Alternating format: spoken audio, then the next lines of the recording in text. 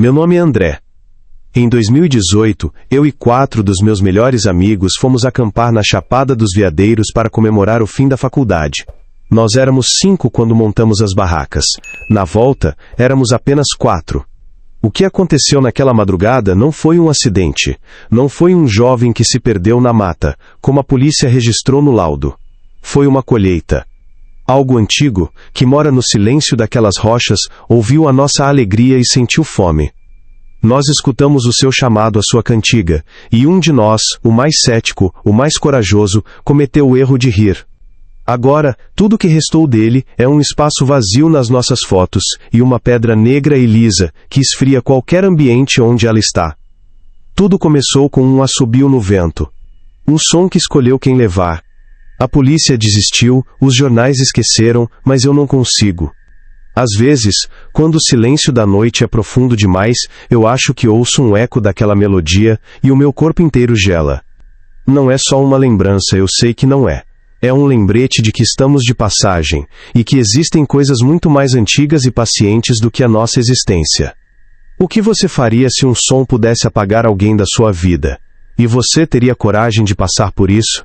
Fica comigo até o fim e me conta de qual cidade você está assistindo. Eu preciso saber se alguém mais já sentiu essa presença que mora no silêncio. Se quiser mais relatos como este, se inscreve no canal. O lugar não estava em nenhum guia turístico. Um morador local que nos indicou, chamando a cachoeira de Garganta do Silêncio. Ele disse que era a água mais pura da Chapada, mas seu olhar tinha uma hesitação que na época ignoramos completamente. O lugar era de uma beleza que intimidava, parecia intocado, selvagem.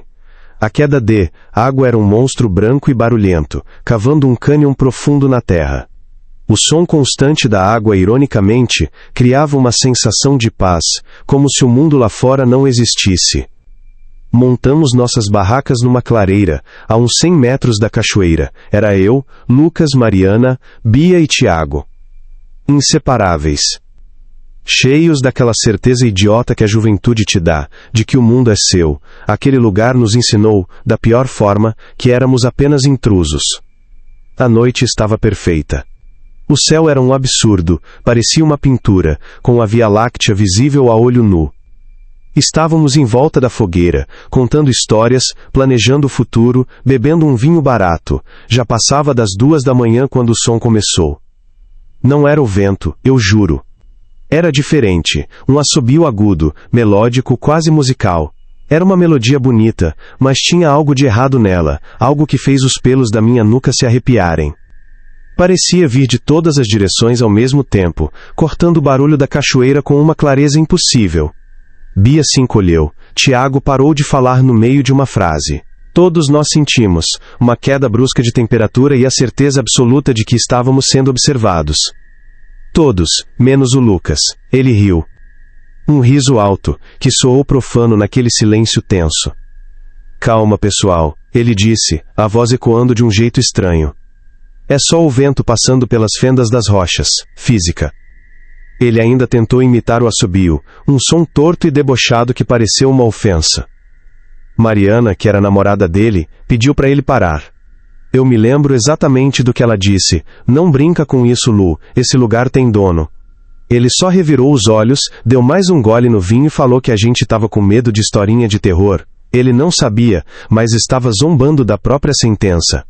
Foi a última vez que o vimos sorrir. O assobio continuou por mais alguns minutos, insistente, e depois parou. O silêncio que se seguiu foi pior do que o som. Fomos dormir pouco tempo depois, ainda com uma sensação estranha no ar. Ninguém falou mais sobre o assobio, mas o clima tinha mudado. A alegria tinha evaporado, substituída por uma apreensão que ninguém sabia nomear. Eu tive dificuldade para pegar no sono. Cada estalo de galho, cada murmúrio do vento me fazia pensar que a melodia ia voltar. Lembro de olhar para a barraca do Lucas e da Mariana, a uns 10 metros da minha, e ver a silhueta deles se movendo contra a luz fraca da lanterna. Parecia tudo normal. Eu finalmente apaguei, convencido de que o cansaço e o vinho tinham nos pregado uma peça. O maior erro da minha vida foi ter acreditado nisso. O amanhecer nos trouxe um horror que nenhuma história de terror poderia descrever. Acordei com o grito da Mariana. Um grito rasgado, cheio de pânico e incredulidade. Pulei da minha barraca, o coração martelando no peito. O sol estava nascendo, pintando o céu de laranja, mas o ar estava gelado. Mariana estava de joelhos na frente da barraca dela, que estava com o zíper aberto. Ele sumiu, ela repetia, a voz falhando. O Lucas sumiu. Corremos até lá. A barraca estava arrumada. A mochila dele, a carteira, o celular, tudo estava no lugar. O saco de dormir estava esticado, frio, como se ninguém tivesse deitado ali a noite toda, e em cima do travesseiro, onde a cabeça dele deveria estar, havia uma única pedra.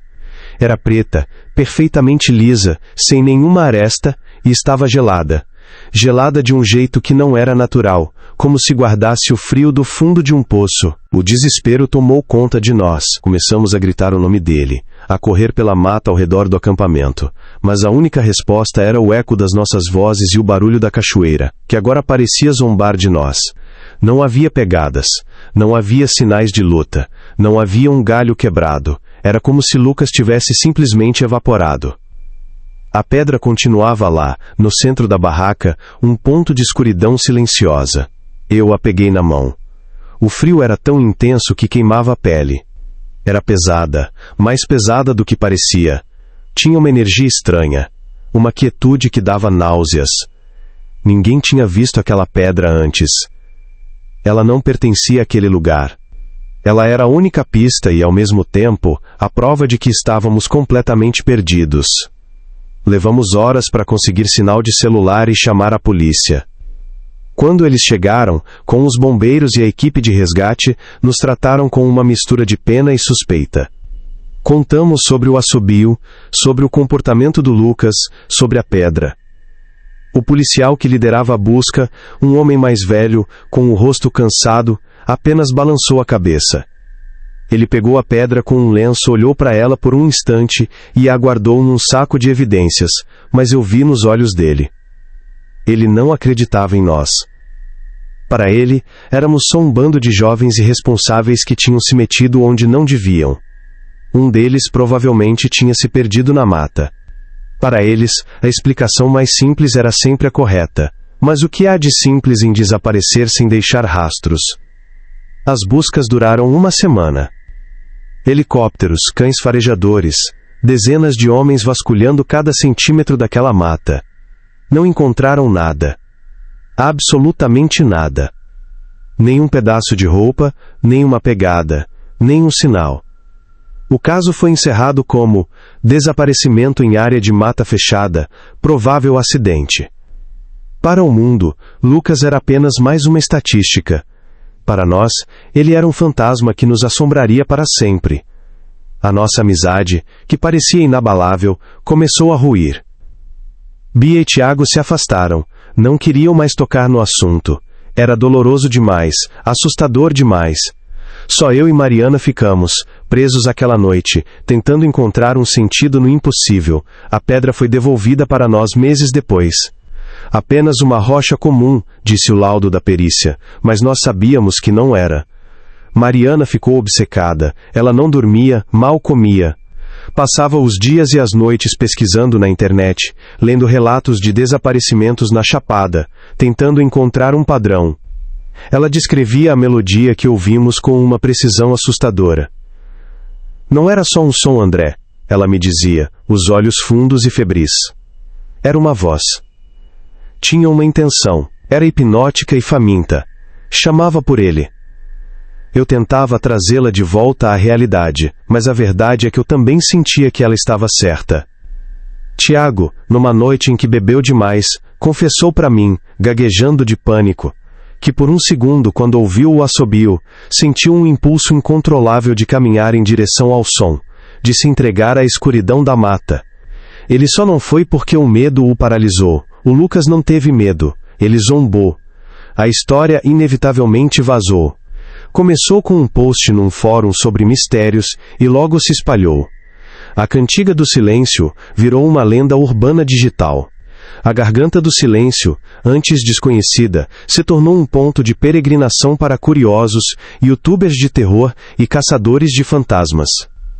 Eu sentia um calafrio toda vez que via um vídeo novo de alguém acampando lá, tratando o nosso trauma como entretenimento. E então, o pior aconteceu. Um ano depois do desaparecimento do Lucas, um grupo de São Paulo foi até lá. Um deles, um rapaz que se dizia cético e que fez vídeos debochando da lenda, desapareceu. A barraca dele foi encontrada vazia ao amanhecer. Em cima do seu saco de dormir, havia uma pedra negra, lisa e gelada. O padrão estava se repetindo. Aquilo quebrou o que restava da sanidade da Mariana. A confirmação de que não estávamos loucos foi, ao mesmo tempo, a prova de que Lucas tinha sido levado por algo real e incompreensível. Ela precisava de respostas, e a polícia não as daria. Foi então que ela começou a procurar pelos moradores mais antigos da região, aqueles que os guias turísticos mais jovens evitavam. Ela passou semanas em Alto Paraíso, em São Jorge, conversando com garimpeiros aposentados, com benzedeiras, com pessoas que conheciam os segredos da Chapada. A maioria se recusava a falar sobre a Garganta do Silêncio. Baixavam os olhos, faziam o sinal da cruz e mandavam ela ir embora, dizendo que certas coisas não devem ser remexidas. Mas ela não desistiu. Finalmente ela encontrou um velho guia aposentado. Seu Ramiro. Um homem de quase 80 anos, com a pele curtida pelo sol e olhos que pareciam guardar a sabedoria e a tristeza do mundo. Ele morava num casebre isolado, longe da cidade. Quando Mariana mencionou a Garganta do Silêncio e a Pedra Negra, ele não a mandou embora. Ele a convidou para entrar e lhe serviu um café forte e amargo. Ele ouviu a história dela em silêncio, apenas assentindo com a cabeça de vez em quando. Quando ela terminou, ele ficou quieto por um longo tempo, olhando para um ponto fixo na parede de madeira. A casa era escura e cheirava a fumo de rolo e ervas secas. Um relógio de pêndulo na parede marcava o tempo com uma batida lenta e pesada, como um coração cansado. Meu irmão mais novo se perdeu nesse mesmo lugar, seu Ramiro disse a voz rouca e baixa. Faz mais de 40 anos, ele era igual ao seu amigo, corajoso, debochado. Não acreditava nas histórias dos antigos. Ele se levantou, foi até uma arca de madeira velha num canto da sala e tirou de dentro uma pequena caixa, também de madeira. Ele a colocou sobre a mesa com um cuidado quase religioso e a abriu. Dentro, sobre um pedaço de veludo vermelho desbotado, estava uma pedra negra, idêntica à que encontramos na barraca do Lucas. Eu, que acompanhei Mariana nesse dia, senti o ar da sala ficar pesado, a temperatura cair, era a mesma energia opressora, a mesma quietude faminta. Meu instinto gritava para eu sair correndo daquela casa. Seu Ramiro então nos contou o segredo que a comunidade local guardava por medo, passado de geração em geração. Ele nos falou sobre a cantiga, o chamado de uma entidade que habita aquele vale, uma força que protege a pureza da Chapada. Ele disse que a lenda era verdadeira. A cantiga testa quem entra em seus domínios. Quem a ouve com medo é apenas assustado e vai embora. Quem a ignora não é notado. Mas quem a desafia, quem zomba do seu poder é silenciado. Foi essa palavra que ele usou. Silenciado. Não morto, não levado. Silenciado. Eu perguntei o que aquilo significava, mas a resposta dele foi ainda mais aterrorizante do que eu poderia imaginar. Ele olhou para a pedra dentro da caixa e sua voz era quase um sussurro. A gente acha que a entidade leva as pessoas, ele disse, mas não é isso que acontece. É uma troca, uma substituição. Ele explicou que a entidade não rouba a vida, ela a substitui por um fragmento de sua própria essência. Uma essência de silêncio, de frio, de vazio. As pedras não são um vestígio deixado para trás. Elas são o que resta da pessoa, são a própria pessoa, transformada. São sementes do silêncio, ele murmurou. A cada um que é levado, uma semente é plantada, e o poder dela sobre aquele lugar se fortalece. A garganta está ficando mais forte, mais faminta, por isso está acontecendo com mais frequência agora. Naquele momento a ficha caiu. Lucas não estava perdido. Ele estava ali, na nossa frente, transformado naquela rocha fria e silenciosa. A revelação nos destruiu. A esperança, por menor que fosse, de que Lucas pudesse estar vivo em algum lugar, se desfez em pó. O que restou foi um horror cósmico, a compreensão da nossa total insignificância diante de forças que não podíamos nem começar a entender. Eu queria esquecer, queria fugir, mas Mariana tomou o caminho oposto. O conhecimento não a libertou, ele a acorrentou ainda mais àquele lugar. Ela agora tinha um propósito.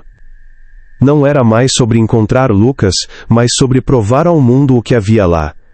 Ela queria uma prova irrefutável, algo que ninguém pudesse negar. Ela queria gravar o som.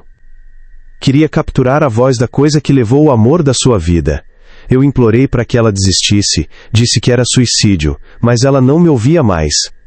Passaram-se quase 3 anos desde o desaparecimento. A dor tinha se tornado uma parte de mim, uma cicatriz que não se via, mas que latejava em dias de chuva.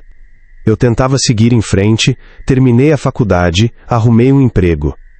Mas Mariana continuava parada no tempo, planejando seu retorno à garganta do silêncio.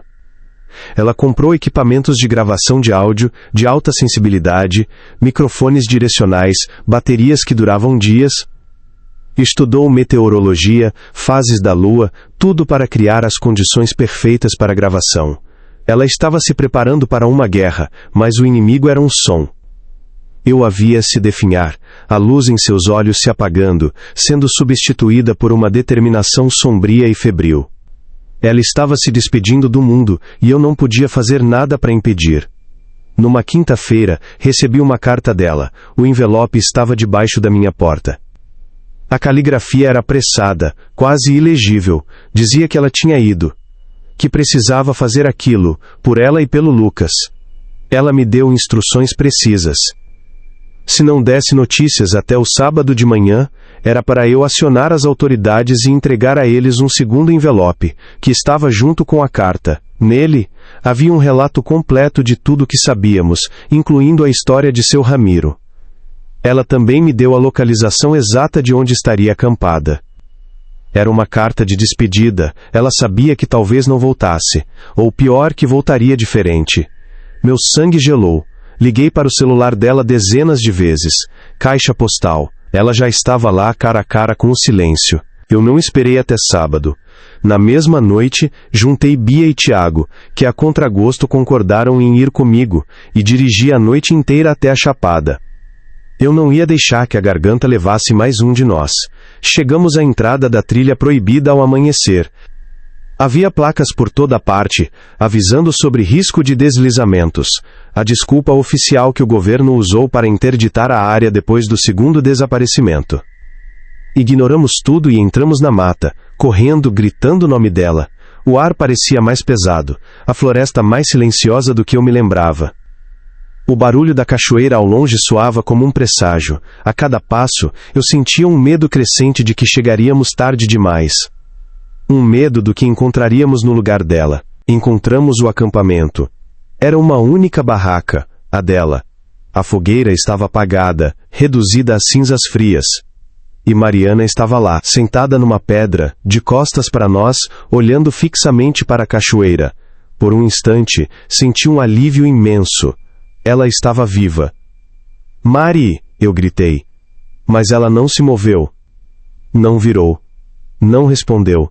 Chegamos mais perto, e o alívio se transformou em terror. Ela estava com os fones de ouvido, conectados a um gravador de áudio profissional que repousava em seu colo. Seus olhos estavam abertos, mas vazios. Completamente vazios. Ela não piscava. Sua pele estava pálida, e ela não parecia respirar. Estava em um estado catatônico, uma estátua viva olhando para o nada. A cantiga não a levou. Fez algo pior. Chamamos seu nome, a sacudimos, mas não houve reação. Era como tocar em uma boneca. Seus membros estavam moles, seu olhar, perdido num lugar aonde não podíamos alcançá-la. O desespero se instalou. Tiago começou a chorar. Bia entrou em pânico. Eu, tremendo, tirei os fones de ouvido dela com cuidado. O silêncio era total. Meus olhos foram para o gravador em seu colo. A luz de gravação estava apagada, mas a tela mostrava que havia um arquivo de áudio. A duração era de pouco mais de 30 minutos. Com o coração na boca, apertei o play. O som que saiu dos pequenos alto-falantes do aparelho foi o som ambiente da mata. O vento, os grilos, o barulho distante da água. Nada mais. Por 29 minutos, foi só isso. Um áudio limpo e inútil. Estávamos prestes a desistir, a achar que o equipamento tinha falhado ou que ela tinha enlouquecido por conta própria quando o som mudou. Nos últimos 30 segundos do arquivo, os ruídos da natureza foram subitamente engolidos por uma estática pesada, um chiado branco e agressivo que doía nos ouvidos. A estática durou quase todo o tempo restante, subindo de volume, se tornando quase insuportável. E então, no último segundo, um instante antes de o áudio cortar abruptamente, a estática cessou. No silêncio absoluto que se seguiu, uma voz soou. Não era humana. Era distorcida, metálica, como o raspar de metal contra metal, mas ao mesmo tempo, era um sussurro. Uma única palavra, dita com uma calma e uma autoridade milenares. A voz disse, silêncio. O gravador se desligou, ficamos paralisados, olhando uns para os outros, o horror estampado em nossos rostos, a palavra ecoava em nossas mentes. Não era um pedido, era uma ordem, uma sentença. Olhamos para Mariana. Uma única lágrima escorreu pelo seu rosto, mas sua expressão permaneceu vazia. A trilha para a garganta do silêncio foi permanentemente interditada depois disso. Fecharam o acesso com cercas e seguranças. Mariana foi internada. Os médicos nunca encontraram uma explicação para seu estado. Ela está viva, seu corpo funciona, mas sua mente, sua consciência se foi. Ela vive em silêncio absoluto desde aquele dia. Nunca mais falou uma única palavra. Às vezes, quando a visito, ela está sentada na janela do quarto, olhando para o céu, com a mesma expressão vazia. A gravação foi analisada por especialistas. Eles disseram que a voz era provavelmente uma anomalia eletromagnética, um defeito no equipamento. Eles não podiam explicar a estática súbita, nem a clareza daquela única palavra. O arquivo foi arquivado junto com o caso, mais uma peça estranha em um quebra-cabeça que ninguém queria resolver. Para o mundo, Mariana foi vítima de um surto psicótico induzido pelo trauma. Mas nós sabemos a verdade. Ela conseguiu sua prova. Ela gravou a voz da entidade. E o preço foi a sua própria voz. O preço foi o seu silêncio. A cantiga não a levou, não a substituiu por uma pedra. Ela a esvaziou. Deixou a casca para trás como um aviso. Um troféu. Eu guardo a pedra do Lucas. Não sei porquê. Talvez seja uma forma de penitência. Ela fica dentro de uma caixa, no fundo do meu guarda-roupa. Às vezes, à noite, eu tenho a impressão de que a ouço vibrar suavemente, como se um som estivesse preso lá dentro, lutando para sair. A nossa amizade acabou. Não nos falamos mais. O trauma nos separou para sempre, cada um lidando com seus fantasmas à sua maneira. Eu me mudei de Brasília, tentando deixar a Chapada para trás, mas a memória daquela noite me persegue. O assobio, a pedra fria, o olhar vazio de Mariana, a voz metálica no gravador, são coisas que não se esquece. Elas se tornam parte de você. A lenda da cantiga do silêncio continua viva na internet, mas agora ela tem um final diferente. Falam de uma garota que foi gravar o som e enlouqueceu. Eles não sabem da verdade. Não sabem da troca, das sementes, do poder que cresce a cada desaparecido. Eles não sabem que não era o vento. O vento não tem fome. O vento não escolhe quem levar. E, acima de tudo, o vento não sussurra ordens. Aquela voz não veio do vento. Veio de algo que estava parado, bem na frente do microfone, bem na frente da Mariana, olhando para ela. E a última coisa que ela ouviu foi a ordem que a aprisionaria para sempre dentro de si mesma. Eu me pergunto, às vezes, se o Lucas ainda está lá, dentro daquela pedra. Se ele tem alguma consciência, preso em um silêncio frio e eterno. E me pergunto sobre a Mariana, se em algum lugar no fundo daquele vazio ela ainda está ouvindo a melodia. Se a cantiga continua tocando para ela, um show particular e infinito. São perguntas sem resposta, que me mantêm acordado à noite. Perguntas que me fazem ter medo do silêncio, pois aprendi da pior maneira que o verdadeiro vazio não é a ausência de som. É um som que te consome por dentro. Meu nome é André. Em 2018, eu e 4 dos meus melhores amigos fomos acampar na Chapada dos Veadeiros para comemorar o fim da faculdade. Nós éramos 5 quando montamos as barracas. Na volta, éramos apenas 4. O que aconteceu naquela madrugada não foi um acidente. Não foi um jovem que se perdeu na mata como a polícia registrou no laudo. Foi uma colheita. Algo antigo, que mora no silêncio daquelas rochas, ouviu a nossa alegria e sentiu fome. Nós escutamos o seu chamado, a sua cantiga, e um de nós, o mais cético, o mais corajoso, cometeu o erro de rir. Agora, tudo que restou dele é um espaço vazio nas nossas fotos e uma pedra negra e lisa, que esfria qualquer ambiente onde ela está. Tudo começou com um assobio no vento. Um som que escolheu quem levar.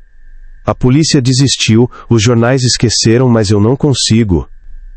Às vezes, quando o silêncio da noite é profundo demais, eu acho que ouço um eco daquela melodia e o meu corpo inteiro gela.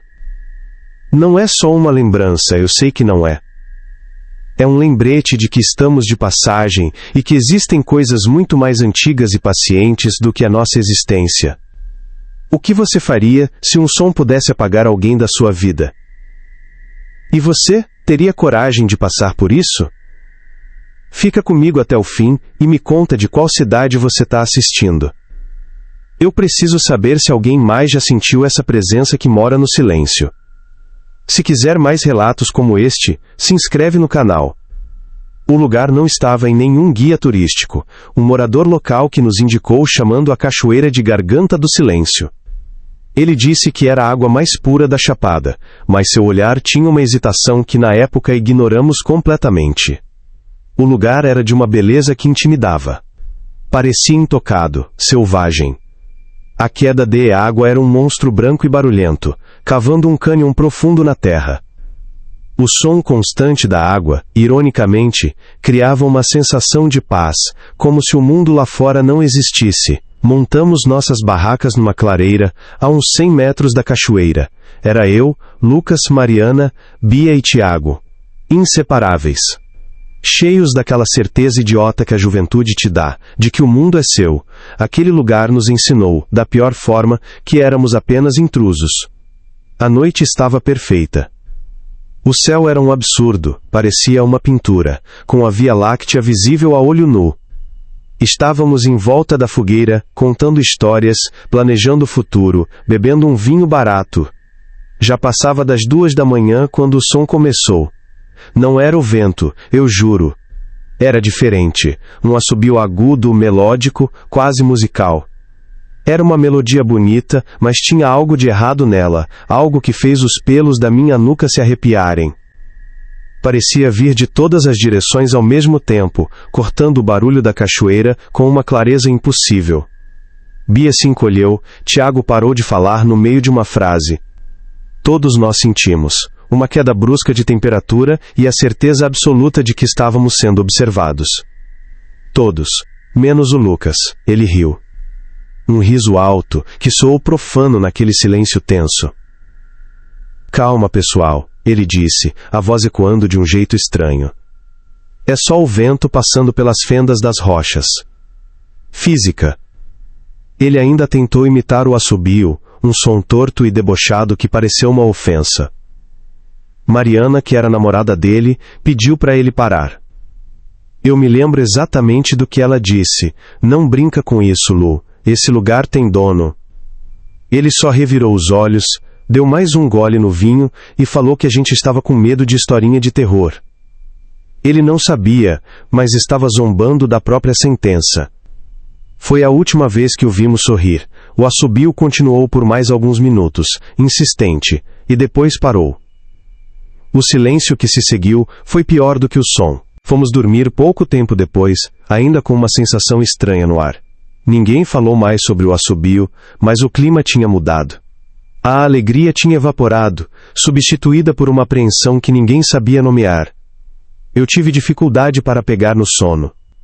Cada estalo de galho, cada murmúrio do vento me fazia pensar que a melodia ia voltar. Lembro de olhar para a barraca do Lucas e da Mariana, a uns 10 metros da minha, e ver a silhueta deles se movendo contra a luz fraca da lanterna. Parecia tudo normal. Eu finalmente apaguei, convencido de que o cansaço e o vinho tinham nos pregado uma peça. O maior erro da minha vida foi ter acreditado nisso. O amanhecer nos trouxe um horror que nenhuma história de terror poderia descrever. Acordei com o grito da Mariana, um grito rasgado cheio de pânico e incredulidade. Pulei da minha barraca, o coração martelando no peito. O sol estava nascendo, pintando o céu de laranja, mas o ar estava gelado. Mariana estava de joelhos na frente da barraca dela, que estava com o zíper aberto. Ele sumiu, ela repetia, a voz falhando. O Lucas sumiu. Corremos até lá. A barraca estava arrumada. A mochila dele, a carteira, o celular, tudo estava no lugar. O saco de dormir estava esticado, frio, como se ninguém tivesse deitado ali a noite toda. E em cima do travesseiro onde a cabeça dele deveria estar, havia uma única pedra. Era preta, perfeitamente lisa, sem nenhuma aresta, e estava gelada. Gelada de um jeito que não era natural, como se guardasse o frio do fundo de um poço. O desespero tomou conta de nós. Começamos a gritar o nome dele, a correr pela mata ao redor do acampamento, mas a única resposta era o eco das nossas vozes e o barulho da cachoeira, que agora parecia zombar de nós. Não havia pegadas. Não havia sinais de luta. Não havia um galho quebrado. Era como se Lucas tivesse simplesmente evaporado. A pedra continuava lá, no centro da barraca, um ponto de escuridão silenciosa. Eu a peguei na mão. O frio era tão intenso que queimava a pele. Era pesada, mais pesada do que parecia. Tinha uma energia estranha, uma quietude que dava náuseas. Ninguém tinha visto aquela pedra antes. Ela não pertencia àquele lugar. Ela era a única pista, e ao mesmo tempo, a prova de que estávamos completamente perdidos. Levamos horas para conseguir sinal de celular e chamar a polícia. Quando eles chegaram com os bombeiros e a equipe de resgate, nos trataram com uma mistura de pena e suspeita. Contamos sobre o assobio, sobre o comportamento do Lucas, sobre a pedra. O policial que liderava a busca, um homem mais velho, com o rosto cansado, apenas balançou a cabeça. Ele pegou a pedra com um lenço, olhou para ela por um instante e a guardou num saco de evidências, mas eu vi nos olhos dele. Ele não acreditava em nós. Para ele, éramos só um bando de jovens irresponsáveis que tinham se metido onde não deviam. Um deles provavelmente tinha se perdido na mata. Para eles, a explicação mais simples era sempre a correta. Mas o que há de simples em desaparecer sem deixar rastros? As buscas duraram uma semana. Helicópteros, cães farejadores, dezenas de homens vasculhando cada centímetro daquela mata. Não encontraram nada. Absolutamente nada. Nem um pedaço de roupa, nem uma pegada, nem um sinal. O caso foi encerrado como desaparecimento em área de mata fechada, provável acidente. Para o mundo, Lucas era apenas mais uma estatística. Para nós, ele era um fantasma que nos assombraria para sempre. A nossa amizade, que parecia inabalável, começou a ruir. Bia e Tiago se afastaram. Não queriam mais tocar no assunto. Era doloroso demais, assustador demais. Só eu e Mariana ficamos, presos aquela noite, tentando encontrar um sentido no impossível. A pedra foi devolvida para nós meses depois. Apenas uma rocha comum, disse o laudo da perícia, mas nós sabíamos que não era. Mariana ficou com a pedra. Eu não tive coragem de contestar, era a única coisa física que restou do Lucas, um âncora para a dor dela. Ela a levava para todos os lugares, dentro de um saquinho de veludo. Dizia que o frio a ajudava a não esquecer. Mas não era um frio comum. Uma vez, eu fui visitá-la e ela tinha deixado a pedra sobre a mesa de centro da sala. O cômodo inteiro estava gelado, um frio de inverno em pleno verão de Brasília. O ar parecia mais denso, mais pesado. Falei que era impressão minha, mas quando me aproximei da mesa, senti um cheiro fraco, quase imperceptível, de terra molhada e ozônio, como o cheiro do ar logo depois de um raio cair muito perto. Era o cheiro daquela clareira, a pedra não era só uma lembrança, era um portal. Nos meses seguintes a nossa amizade se desintegrou. Bia e Tiago não aguentavam mais a obsessão da Mariana e a minha insistência em não deixar o assunto morrer. Eles queriam esquecer, seguir em frente, fingir que foi apenas um acidente trágico. Tivemos uma briga feia. Tiago gritou que estávamos nos afogando em loucura, que o Lucas tinha simplesmente caído na cachoeira e o corpo nunca foi encontrado. Foi a última vez que nos falamos. Fiquei só eu e Mariana, dois náufragos agarrados aos destroços daquela noite. Ela passava os dias trancada no quarto, com a pedra ao lado do computador, mergulhada em fóruns de internet sobre desaparecimentos e lendas urbanas. Ela estava caçando ecos da cantiga em outros relatos, tentando provar que não éramos os únicos. Ela encontrou coisas. Pequenos relatos isolados, posts antigos em blogs esquecidos. Um garimpeiro que sumiu nos anos 80. Um biólogo que se perdeu nos anos 90. As histórias eram vagas, mas alguns detalhes se repetiam. A menção a um assobio estranho no vento, a sensação de ser observado, o desaparecimento súbito e sem vestígios. Ninguém falava da pedra, mas para Mariana era a peça que faltava. Ela começou a montar um mapa, conectando os pontos dos desaparecimentos. Todos eles formavam um círculo quase perfeito ao redor da Garganta do Silêncio. Era como se aquele lugar fosse o centro de uma teia de aranha, e a cada década, a aranha acordava com fome e puxava um fio. Ela me mostrou o mapa uma noite, os olhos brilhando com uma mistura de triunfo e pavor. Eu comecei a ter pesadelos. Não com o desaparecimento, mas com o som. No sonho, eu estava de volta à clareira, mas estava sozinho. A fogueira estava apagada e a escuridão era total. Então, o assobio começava. Lento, insinuante. E eu senti uma vontade irresistível de caminhar em direção a ele, de me entregar à melodia. Meus pés se moviam contra minha vontade, me levando para a beira do cânion. Eu sempre acordava suando frio, com o coração disparado, um segundo antes de dar o último passo. Contei isso para minha terapeuta, que disse ser estresse pós-traumático. Mas eu sabia que era mais do que isso. Era um eco. A cantiga tinha me ouvido também, e por alguma razão, tinha me deixado para trás. A dúvida que me corroía era, por quê? A primeira reviravolta real, a que tirou nossa história do campo da tragédia pessoal e a jogou no reino do horror comprovado, aconteceu quase um ano depois. A história do som que leva a gente na Chapada tinha virado uma lenda urbana na internet. Um grupo de youtubers de São Paulo, desses que fazem vídeos sobre caça-fantasmas, decidiu ir até a Garganta do Silêncio para desmascarar o mito. Eles transmitiram tudo ao vivo, eu e Mariana assistimos, horrorizados.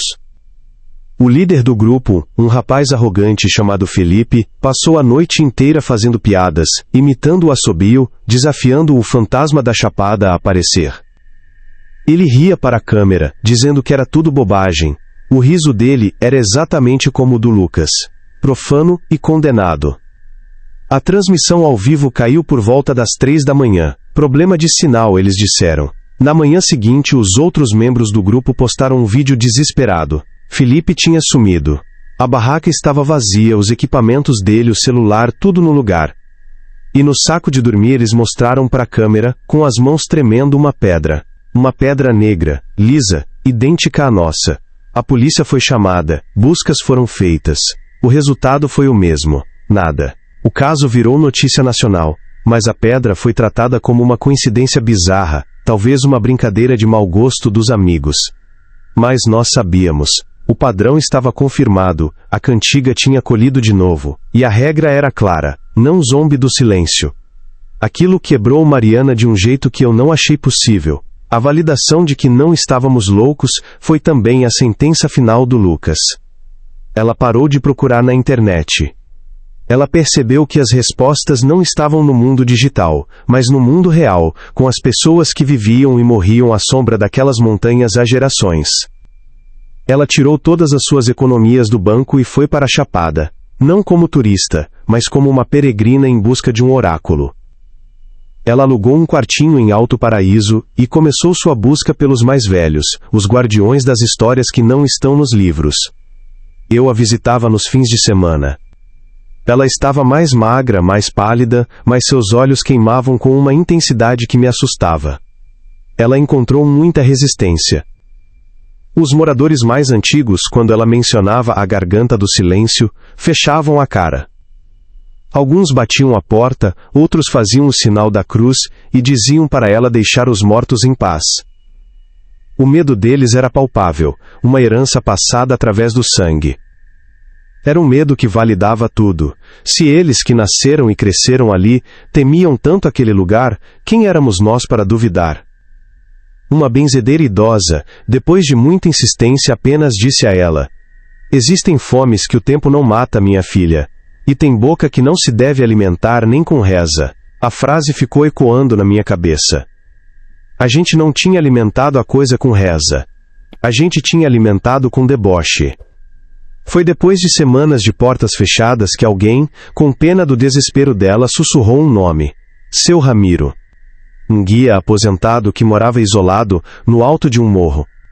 Diziam que ele era o único que ainda se lembrava das histórias antigas, e que ele mesmo carregava uma tristeza ligada àquele vale. Mariana me ligou, a voz trêmula de expectativa. Fui para a Chapada no mesmo dia. Encontramos a casa dele no fim de uma estrada de terra esburacada. Era um casebre simples, de madeira escura, com uma pequena plantação na frente. Um cachorro magro latiu quando nos aproximamos. A porta se abriu, e um homem muito velho, curvado pelo tempo, nos olhou com olhos que pareciam carregar todo o peso do cerrado. Quando Mariana disse o nome Garganta do Silêncio, a expressão dele não mudou. Não havia surpresa nem medo, apenas uma resignação profunda e cansada. Ele nos convidou a entrar. A casa era escura e cheirava a fumo e ervas secas. Um relógio de pêndulo na parede batia devagar, cada segundo parecendo uma eternidade. Ele nos serviu café em canecas de metal, e o silêncio se estendeu por minutos que pareceram horas. Finalmente ele olhou para Mariana e disse, com a voz rouca: vocês ouviram a cantiga, não foi? Não foi uma pergunta. Foi uma afirmação. Naquele momento, eu soube que tínhamos encontrado a única pessoa no mundo que poderia nos dar as respostas que tanto procurávamos. E eu tive um medo terrível do que seriam essas respostas. Ele nos contou sobre o irmão dele, Jonas, que desapareceu no mesmo lugar em 1978. Jonas era o mais novo, o mais rebelde.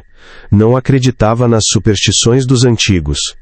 Foi acampar com amigos, ouviu o assobio e, segundo os relatos dos outros que voltaram em pânico, ele gritou para a mata, desafiando o que quer que estivesse ali a aparecer. Ele sumiu durante a noite. A história era a nossa, repetida em outra década, com outros rostos. Seu Ramiro então se levantou, foi até uma arca de madeira no canto da sala e tirou de dentro uma pequena caixa. Ele a colocou na mesa com um cuidado quase sagrado e a abriu. Dentro, em um pedaço de veludo desbotado, havia uma pedra, negra, lisa, gelada.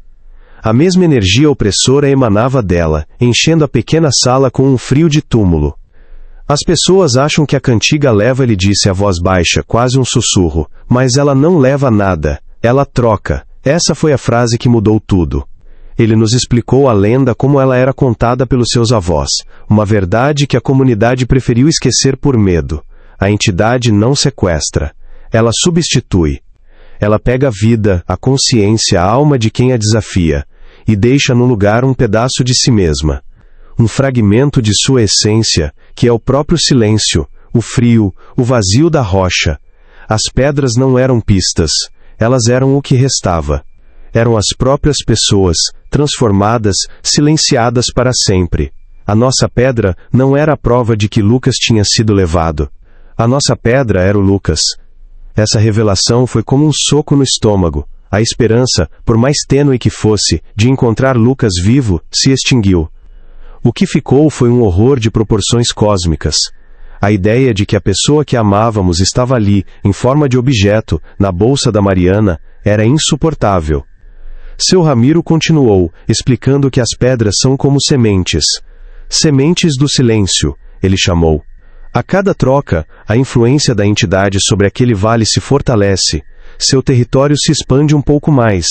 A garganta do silêncio estava ficando mais poderosa, mais faminta.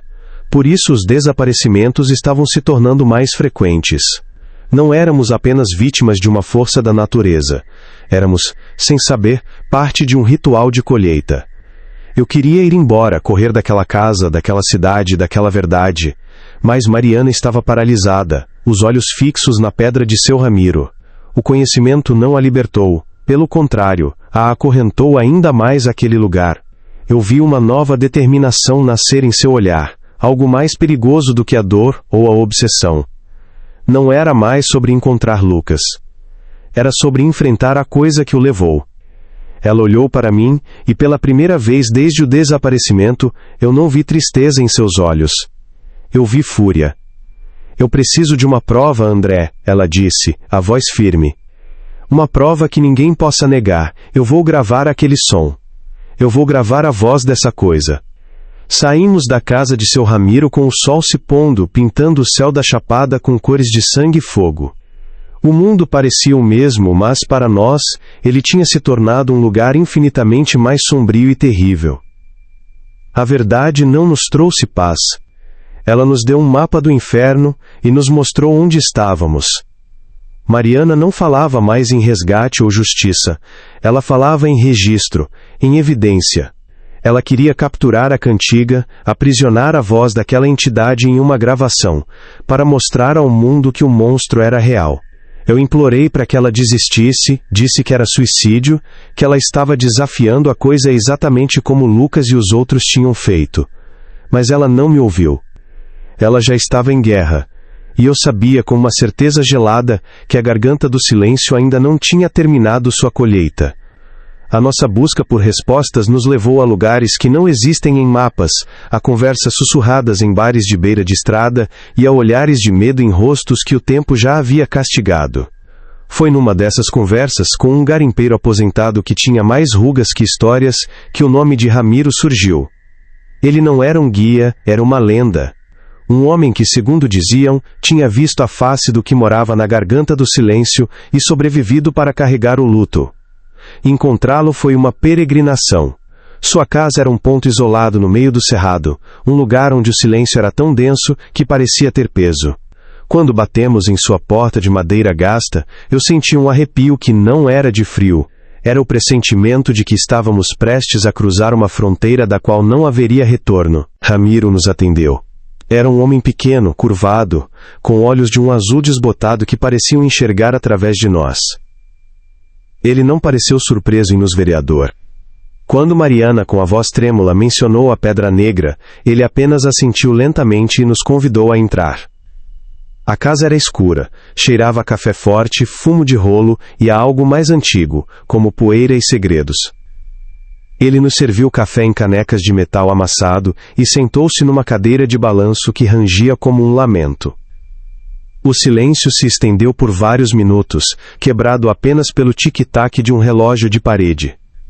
Finalmente ele nos olhou, primeiro para mim, depois para Mariana, e disse com uma voz que parecia vir do fundo da terra: "A cantiga escolheu um de vocês, não foi?" Não era uma pergunta. Era o reconhecimento de uma sentença. Ele nos contou que o que aconteceu conosco não era um evento isolado. Era um ciclo. Uma colheita que acontecia de tempos em tempos, sempre da mesma forma. Ele abriu uma arca de madeira escura que parecia tão antiga quanto as rochas da chapada, e de dentro tirou uma pequena caixa. Com mãos trêmulas, ele a abriu sobre a mesa. Lá dentro, repousando sobre um veludo vermelho puído, estava uma pedra, negra, lisa, idêntica à que encontramos na barraca do Lucas. O ar na sala ficou rarefeito, gelado. "Este é o meu irmão Jonas", ele disse, a voz embargada por uma dor de 40 anos. Ele também não acreditou, riu da cantiga. Disse que era história de velho para assustar menino. Na manhã seguinte, tudo que restou dele foi isso.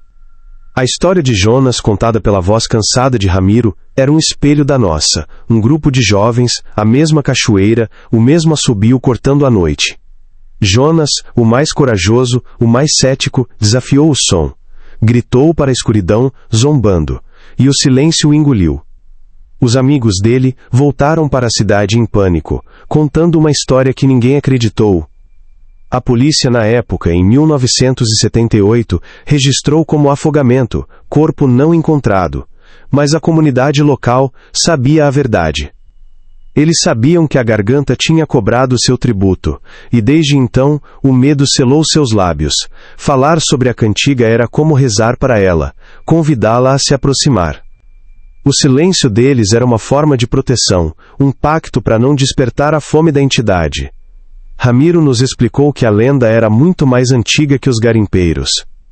Era uma história dos povos que viviam ali muito antes dos brancos chegarem. Eles chamavam a entidade de a voz que molda a pedra.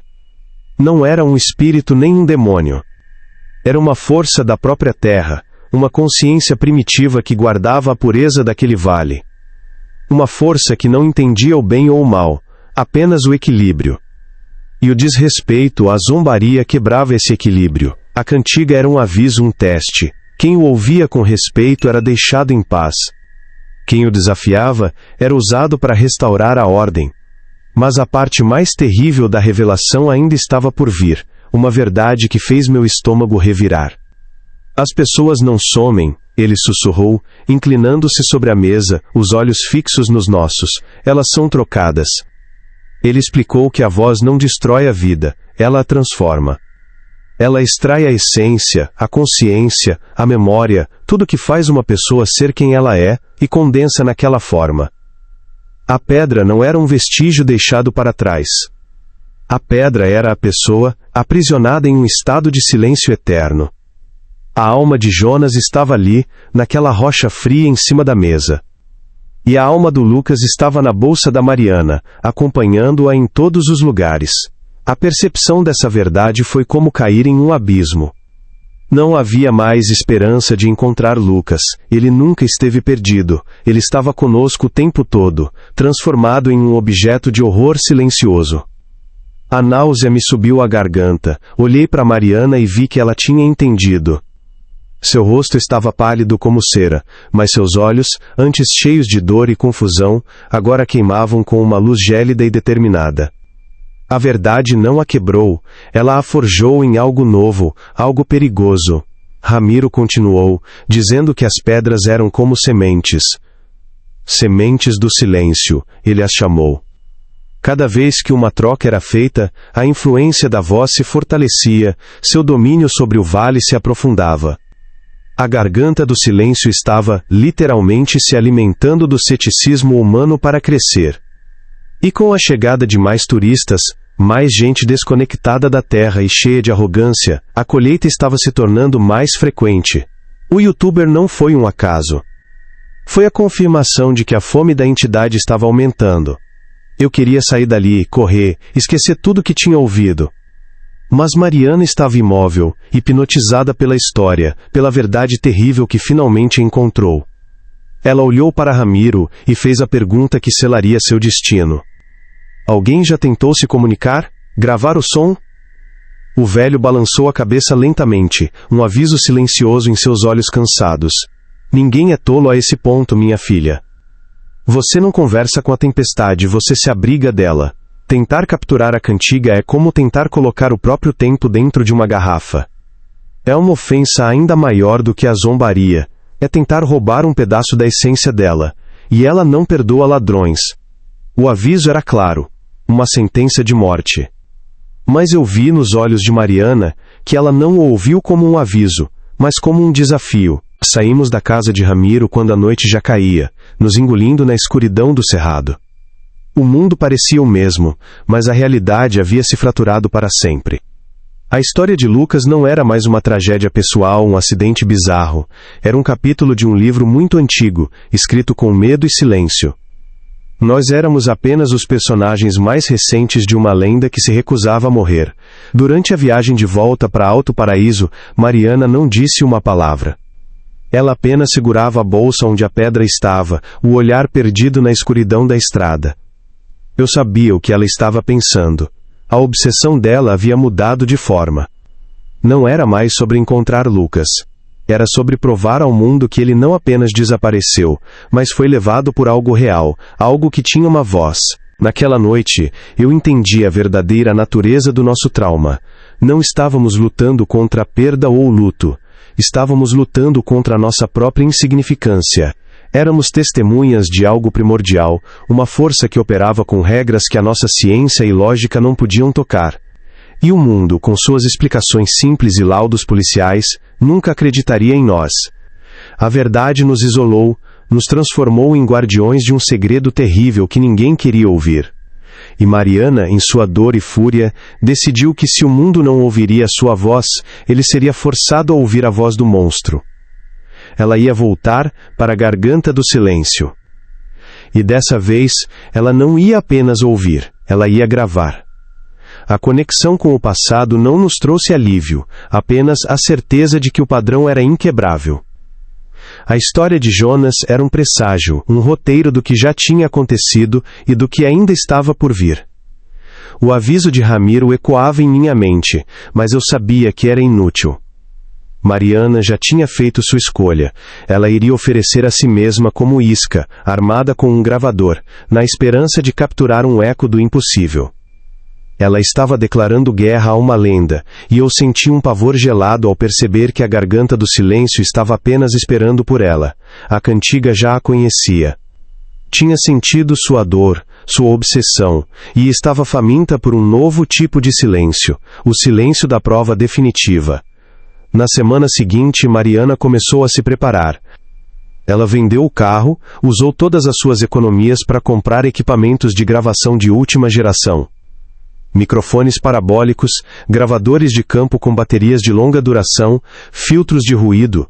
Ela estudava mapas topográficos, previsões do tempo, fases da lua. Não era mais a Mariana que eu conhecia.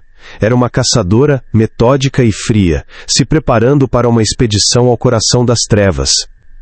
Eu tentei intervir, tentei argumentar, mas era como falar com uma parede. Seus olhos tinham um brilho febril que me assustava. Ela estava em uma missão, e nada no mundo poderia detê-la. Eles precisam saber, André, ela me disse uma noite. O mundo precisa saber que não estamos loucos. A história policial esquecida de Jonas, o testemunho de Ramiro, tudo isso serviu como combustível para sua obsessão. Ela não via o perigo, apenas a confirmação.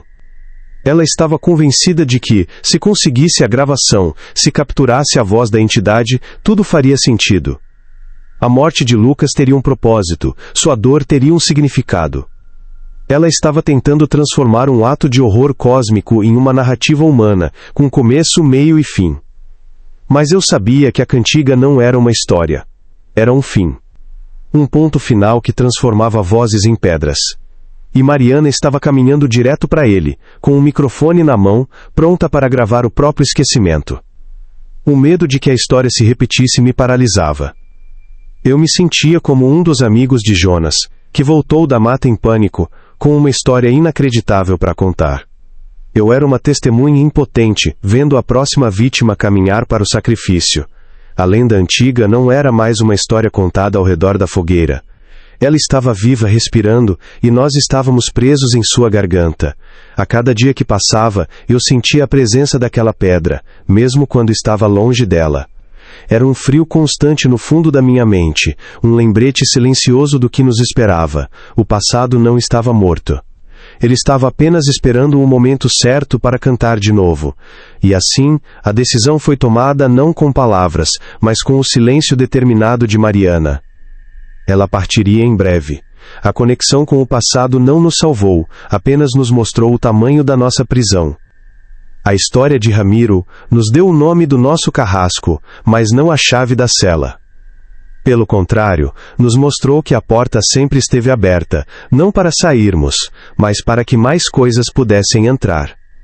O padrão não era uma coincidência, era uma lei daquele lugar. E Mariana, em sua busca por provas, estava prestes a se tornar a próxima cláusula dessa lei terrível e imutável. Eu não sabia como, mas eu sabia que precisava impedi-la, mesmo que isso significasse arrastá-la para longe da chapada para sempre. Mas eu temia já ser tarde demais. A cantiga já tinha sussurrado seu nome. Eu não esperei até sábado. O desespero não permite que a gente siga planos. Naquela mesma noite de quinta-feira, liguei para Bia e Tiago. A voz deles no telefone era uma mistura de pânico e irritação. Mas no fundo, eu sabia que eles sentiam a mesma coisa que eu. Uma dívida com o que perdemos, uma responsabilidade por quem ainda podíamos salvar. Dirigimos a noite inteira, revezando ao volante, o carro cortando a escuridão da BR-020 em um silêncio pesado, quebrado apenas pelo som do motor. Chegamos à entrada da trilha com os primeiros raios de sol, as placas de área interditada, risco de deslizamento, pareciam uma piada de mau gosto. O único risco ali não vinha da terra, mas do que morava nela. Ignoramos os avisos e mergulhamos na mata, o coração martelando contra as minhas costelas a cada passo. O caminho parecia diferente, mais hostil. A vegetação estava mais densa, como se a floresta estivesse tentando se fechar, proteger seu segredo. O barulho da cachoeira, que antes soava como um convite, agora era um rosnado baixo e constante, um aviso. Gritávamos o nome de Mariana, mas a única resposta era o eco e o som da água, que parecia engolir nossas vozes. O ar estava gelado, pesado, carregado com uma eletricidade que fazia os pelos do meu corpo se arrepiarem. Eu sentia que estávamos sendo observados, não por um animal, mas por algo que não tinha olhos, algo que nos sentia com a própria terra sob nossos pés. O medo era tão físico que eu podia sentir seu gosto na boca, um gosto de metal e terra molhada. Estávamos invadindo um território sagrado e profano ao mesmo tempo. Encontramos o acampamento dela numa pequena clareira, a mesma onde tínhamos estado anos antes. A visão me gelou até os ossos. Era uma única barraca, a dela. A fogueira estava apagada, reduzida a um círculo de cinzas frias. Um prato com comida intocada estava ao lado, já com formigas sobre ele. Era a cena de uma partida apressada, ou de uma interrupção súbita. O silêncio era absoluto, antinatural. A cachoeira parecia distante, abafada. "Mariana!" eu gritei, a voz saindo rouca, desesperada. Bia começou a chorar baixinho ao meu lado, enquanto Tiago, pálido, segurava um facão que tinha trazido, um gesto inútil e patético contra o que sabíamos estar ali. A ausência dela era tão palpável que parecia uma presença, o vazio tinha um peso, uma forma. E então nós a vimos. Por um segundo, um alívio tão intenso percorreu meu corpo que minhas pernas fraquejaram. Ela estava lá, viva. Sentada numa grande rocha na beira da clareira, de costas para nós, olhando fixamente para a direção da cachoeira. Ela estava imóvel, uma silhueta contra a luz verde da mata. "Mari!" eu chamei de novo, a voz cheia de um alívio que morreu no instante seguinte.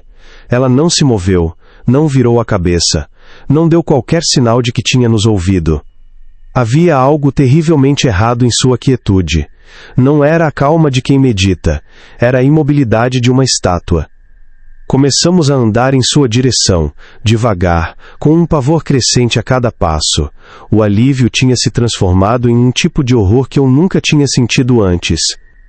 Quando chegamos perto o suficiente para ver seu rosto, o grito de Bia cortou o ar. Os olhos de Mariana estavam abertos, mas não viam nada. Eram 2 janelas para um quarto vazio. Sua expressão era neutra, desprovida de qualquer emoção. Ela não piscava. Em seu colo repousava o gravador de áudio profissional, e os fones de ouvido cobriam suas orelhas. Eu a chamei pelo nome, bem perto do seu rosto. Nada. Toquei seu ombro. Sua pele estava fria, mas não era o frio da morte. Era o frio da ausência, como se o calor da vida tivesse sido drenado de dentro para fora. Ela estava respirando, um movimento quase imperceptível do peito, mas era só isso. Um corpo funcionando no piloto automático, enquanto a pessoa que o habitava tinha simplesmente ido embora. Com as mãos tremendo, tirei os fones de ouvido dela. O silêncio que se seguiu pareceu ainda mais profundo. Meus olhos se fixaram no gravador em seu colo. A pequena luz vermelha de gravação estava apagada, mas a tela de cristal líquido estava acesa, mostrando um único arquivo de áudio. A duração era de 32 minutos e 14 segundos. Era a única pista, a única testemunha do que tinha acontecido naquela noite. Tiago me olhou, os olhos arregalados de pânico. "Não mexe nisso, André", ele sussurrou. Mas eu precisava. Precisávamos saber. Com o coração na boca, estendi o dedo e apertei o botão de play. O que quer que tivesse roubado a alma da nossa amiga, tinha deixado sua voz para trás. E nós estávamos prestes a ouvi-la. O som que saiu dos pequenos alto-falantes do aparelho foi a princípio decepcionante. Eram os sons da noite na chapada. O coachar distante de uma rã, o zumbido de insetos, o murmúrio constante da cachoeira ao fundo. Por minutos que pareceram uma eternidade, foi só isso. Ouvimos os 30 minutos do arquivo, a tensão crescendo a cada segundo de normalidade.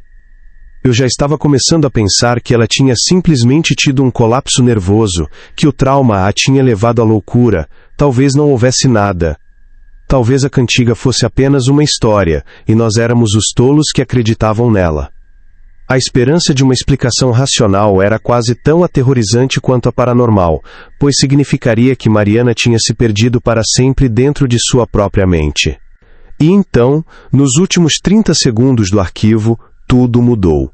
Os sons da natureza não diminuíram. Eles foram violentamente aniquilados por uma onda de estática. Não era um chiado comum de rádio. Era um som branco, agressivo, cheio de uma energia crepitante que parecia física. O volume aumentou exponencialmente, distorcendo os pequenos alto-falantes, tornando-se um rugido ensurdecedor que parecia querer rasgar o próprio ar ao nosso redor. Era um som de poder puro, caótico e antigo. Nós três recuamos instintivamente, tapando os ouvidos. A estática era tão intensa que parecia uma presença, uma parede de ruído que estava nos empurrando, nos sufocando. Era o som de um véu se rasgando, o som do nada gritando. Então, tão subitamente quanto começou, a estática cessou. Um segundo de silêncio absoluto, tão profundo que doeu nos ouvidos. E nesse vácuo, uma voz soou. Não era humana. Não era animal. Era algo metálico e orgânico ao mesmo tempo, como o ranger de rochas antigas ganhando vida. Era um sussurro, mas tinha o peso e a autoridade de um trovão. Uma única palavra, dita em português claro, mas com um sotaque que não pertencia a nenhuma nação da terra. A voz não expressava raiva nem ódio. Expressava um poder absoluto e uma ordem inquestionável. A voz disse: silêncio. O gravador emitiu um clique e a tela se apagou. A bateria tinha acabado. Ou a ordem tinha sido para ele também. Ficamos paralisados, os três, olhando para o aparelho mudo no colo de Mariana. A palavra ainda ecoava em nossas mentes, não como uma memória, mas como uma marca, um selo. Era a resposta para tudo. Não era o vento. Não era uma lenda. Era real. E tinha falado conosco. Lentamente, levantei meu olhar para o rosto de Mariana. E foi nesse momento que o colapso final da minha realidade aconteceu.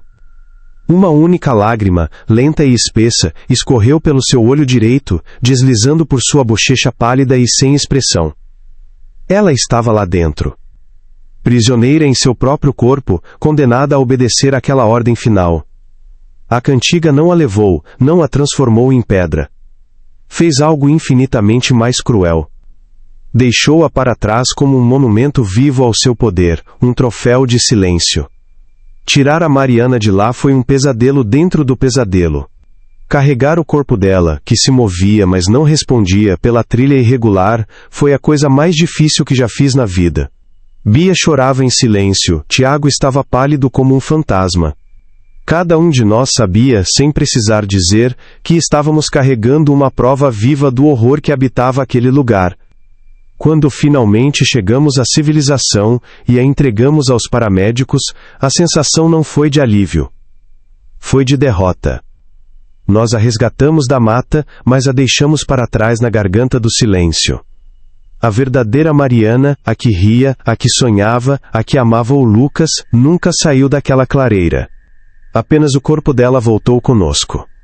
No hospital, o show de horrores continuou, mas de uma forma diferente, mais limpa e estéril. Foram dias de exames, tomografias, ressonâncias magnéticas. Os médicos nos olhavam com uma mistura de pena e ceticismo. Eles deram um nome bonito para o que ela tinha: catatonia dissociativa por estresse pós-traumático. Uma forma elegante de dizer que a mente dela tinha se quebrado de um jeito que eles não podiam consertar. Tentamos contar a verdade, sobre a cantiga, sobre a gravação, sobre a palavra. Eles apenas balançavam a cabeça e anotavam em suas pranchetas, nos tratando como se fôssemos parte do delírio dela. Para a ciência, o que não pode ser medido, não existe. E nós éramos testemunhas de algo imensurável. A polícia confiscou o gravador. Semanas depois, recebemos o laudo. O arquivo de áudio estava corrompido, disseram. A estática era um defeito no microfone, provavelmente causado pela umidade. A voz, segundo o perito de áudio, era uma anomalia eletromagnética, um fenômeno conhecido como EVP de matriz aleatória, onde o cérebro humano encontra padrões de fala em ruído branco. Uma coincidência. Para eles, a história estava encerrada. Uma jovem traumatizada sofreu um colapso psicológico em um local isolado. Fim. Eles fecharam o arquivo, mas para nós, o livro do nosso inferno pessoal tinha acabado de ganhar seu capítulo mais cruel. A prova que Mariana buscou com a própria alma foi reduzida a uma nota de rodapé num relatório esquecido. Nossa amizade não sobreviveu a isso. Não houve uma briga final, uma grande discussão. Foi algo pior. Foi um desgaste, um apodrecimento lento. Bia e Tiago não conseguiam mais olhar para mim sem ver a mata, a pedra, o olhar vazio de Mariana. E eu não conseguia olhar para eles sem sentir a culpa de tê-los arrastado de volta para aquele lugar. Nós nos afastamos em silêncio, cada um escolhendo sua própria forma de esquecer. Eles escolheram a negação. Eu escolhi a memória. O grupo de 5 amigos inseparáveis que foi comemorar o fim da faculdade morreu naquela chapada. A cantiga não levou apenas o Lucas. Levou todos nós, de maneiras diferentes. A garganta do silêncio foi oficialmente e permanentemente interditada algumas semanas depois. A desculpa oficial estampada em placas de metal na entrada da trilha foi: risco geológico e perigo de deslizamentos de terra. Eu sei a verdade. Alguém, em alguma esfera de poder, ouviu a nossa história e, mesmo sem acreditar, decidiu que era mais fácil trancar o portão do que lidar com o que poderia haver lá dentro. O lugar agora é uma ferida fechada no mapa da Chapada, um ponto de interrogação cercado por arame farpado e medo. Mas eu sei que fechar a trilha não adianta. Você não prende um som com uma cerca, a cantiga ainda está lá, esperando, e está mais forte do que nunca. Eu guardo a pedra, a do Lucas. Ela fica numa caixa de madeira, forrada com veludo, no fundo do meu armário. É a mesma caixa que Mariana usava. Às vezes, nas noites mais silenciosas, eu a pego. O frio que emana dela não diminuiu com o tempo. Pelo contrário, parece mais intenso. É um frio que não gela só a mão, gela a alma. E eu juro, mais de uma vez, que quando a seguro perto do ouvido, no silêncio absoluto do meu quarto, eu consigo ouvir algo. Não é um som, é uma vibração. Uma pulsação incrivelmente lenta, como a respiração de algo que dorme por séculos entre um suspiro e outro. É o silêncio dele, vivo e pesado. Eu me mudei de Brasília, fui para o litoral, achando que o barulho do mar poderia abafar as memórias. Foi inútil. O silêncio me persegue. Às vezes, no meio da noite, eu acordo com um eco fantasma daquele assobio na minha cabeça. É fraco, distante, mas está lá. E o meu corpo reage antes da minha mente. O suor frio, o coração acelerado, o impulso irracional de me levantar e caminhar em direção à janela. Eu luto contra isso todas as vezes. Mas a cada vez, a luta fica um pouco mais difícil. Tenho medo de que um dia eu não tenha mais forças para resistir. Tenho medo de que a cantiga tenha me deixado por último por algum motivo. Talvez para ser o contador da história. Ou talvez a minha colheita só tenha sido adiada. Visito a Mariana uma vez por mês. Ela está numa clínica tranquila com um belo jardim. Ela fica sentada numa poltrona perto da janela o dia todo, olhando para o céu. Os enfermeiros dizem que ela é a paciente mais calma que já tiveram. Ela não dá trabalho, não fala, não reage.